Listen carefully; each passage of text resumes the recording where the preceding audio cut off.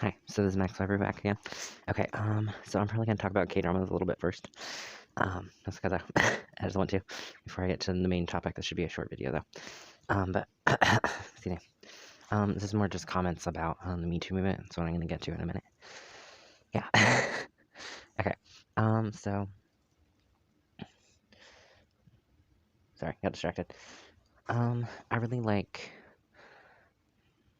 I guess, just non-stereotypical, love stories, but for the most part, I just really like, for me, like, the big factor, I'm a big fan of K-dramas, but the main big factor, and, like, the reason I watch K-dramas and everything just about is because, if there's a hot guy in it, that's it, you know, I was like, if there's a hot guy, then I'll watch it.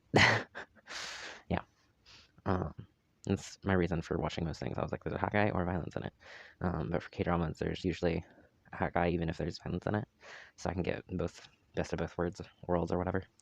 Yeah, so, yeah, I forgot words. Okay, there's, like, just, I guess, non-stereotypical, where there's, like, something wrong with the character, like, they've got, wrong words, excuse me, like, where they have OCD, or, like, autism or something. For autism and everything like that, there's, Extraordinary Attorney Woo. There's a really cute relationship, in that story. Plus, like, the more there's something wrong with someone, I'm like, it gives me hope, because I feel like everything's wrong with me. So I was like, if there's something wrong with them, and they get in a relationship, and they get to be happy, then maybe I can. Yeah. But then there's this guy who's, like, allergic to people's touch. I'm Not a Robot. I thought that was really funny and cute. And then there's Mad for Each Other, where one's paranoid, and the other one has anger issues, and they both have to go to therapy. And then they fall in love. It's ridiculous. It's really funny. Yeah. And then, oh yeah, the main one I was going to talk about that I related to, it's like the first, but, well, I guess it's mostly just the second episode, but also a little bit throughout the story of the TV show, because this is my first life. I watched, when I saw the Netflix series, I watched, like, a ton of them. I have a whole list of all the different K-dramas that I watched and everything. So I watched quite a few of them, but yeah. But I watched that before, and then I found it on YouTube, and so I'm rewatching some of it. Yeah. But because of This Is My First Life, in that it shows a really good example of, like, sexual harassment and everything. Mostly just work environment, just verbally harassed, insulted, happens just throughout the movie. And then, what I really related to and everything,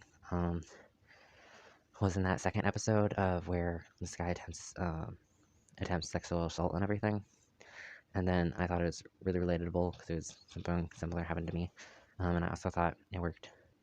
It was really similar and everything, because, like, they could use the excuse of, like, oh, he was, like, a little bit drunk or whatever.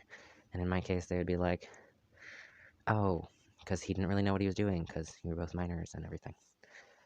And you were so young and everything like that. Yeah, but I really liked how she, like, gets a restraining order and does a lawsuit and everything. But that couldn't really happen for my case and my situation, because the adults didn't want to do anything about it and everything. And just were in complete denial about what happened, which is whatever. Okay. But yeah, that was my comment on that. But also, about the Me Too movement, just in general, I don't think anything, well, like, sorry, getting my thoughts in order. But yeah, I guess just a lot of guys that weren't involved or anything. And some people were, there was a lot of complaining I heard about and everything, and crazy videos online about, just guys being like, oh my god, feminism has gone too far, Me Too movement has gone too far and everything, and they're just crazy. And they're just accusing everybody, and it's such a horrible thing, and, like, everything like that. But nothing, like, bad happened, and, like, nothing really negative or nothing bad really came out of it or happened.